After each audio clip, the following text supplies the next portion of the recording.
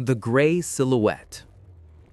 The Statue of Liberty stands not as a beacon of copper green, but as a ghostly, jagged silhouette against a charcoal sky. In Times Square, the famous digital billboards flicker and die, one by one, as microscopic volcanic glass shreds their internal circuitry. There is no sound of traffic, no sirens, only the dry metallic rasp of gray flakes settling on the silent concrete. A pedestrian in a high-end suit attempts to cross 42nd Street, but the air is thick with a toxic fog that burns the lungs and stings the eyes. This is not a winter storm. It is the arrival of the end of the world as the East Coast knew it. Introduction: The Long-Distance Reach. While the Midwest is buried under meters of debris, the great metropolitan corridors of the Northeast, New York and Washington, D.C., were supposed to be safe. They are thousands of miles from the Yellowstone caldera. However, the upper atmospheric winds do not respect distance. 24 to 48 hours after the eruption, the jet stream delivers a relentless gift of fine, silica-rich dust. These cities, the beating hearts of global finance and political power, find themselves unprepared for a threat that cannot be fought with policy or capital. The modern world is built on the assumption of clean air and functioning machinery, two things that cease to exist the moment the ash arrives. The failure of technology. Systems in crisis. The sophistication of New York City becomes its greatest weakness. The city relies on massive HVAC systems to keep its skyscrapers breathable and its data centers cool. These systems are designed to filter out pollen and city smog, not volcanic ash. The ash particles are jagged, acidic, and incredibly small. Within hours, the filters of the city's largest buildings become clogged, causing motors to burn out and internal air quality to plummet. In the hospitals of Manhattan, backup generators, often located in areas exposed to air intake, begin to seize as the abrasive dust enters their combustion chambers. The very technology meant to protect the population begins to fail, turning glass towers into suffocating hothouses. Washington, D.C., the paralyzed capital. In the nation's capital, the crisis is both physical and existential. The white marble of the Lincoln Memorial and the Capitol building is stained a dull, dirty gray. More importantly, the machinery of government grinds to a halt. Transportation is the first casualty. Reagan National and Dulles airports are covered in a layer of toxic snow that makes runways slicker than ice and flight impossible. The Potomac River turns into a thick, sludge-like consistency as ash falls into the water, threatening the city's cooling systems and water supply. Communication becomes the next victim. The heavy ion concentration in the ash cloud disrupts radio frequencies and satellite uplinks, leaving the leaders of the free world struggling to coordinate a response in a literal and figurative fog.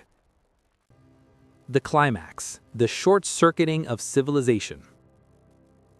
The most subtle but devastating impact is on the electrical grid. Volcanic ash is highly conductive, especially when combined with the slight humidity of the Atlantic coast.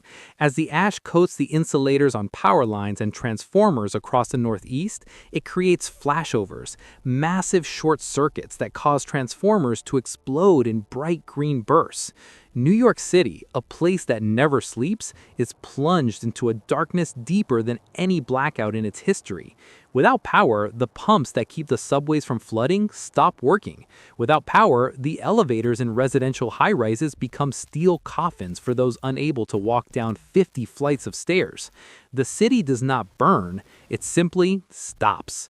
The silence is broken only by the occasional crash of a roof collapsing under the deceptive weight of the gray sediment. The human cost: breathing glass. For the millions of residents in these ghost cities, the immediate health crisis is unavoidable. Volcanic ash is not soft like wood ash, it is pulverized rock. Inhaling it is equivalent to breathing in tiny shards of glass. In the crowded streets of Brooklyn or the suburbs of Maryland, people wrap scarves and masks around their faces, but the fine dust penetrates almost everything. Respiratory clinics, already overwhelmed, run out of oxygen and clean space. The psychological impact of seeing the sun disappear for days on end, replaced by a perpetual twilight of falling grit, triggers a mass exodus that has nowhere to go. Roads are blocked by stalled cars, their engines choked by the very air they need to run. The economic aftermath, a global standstill.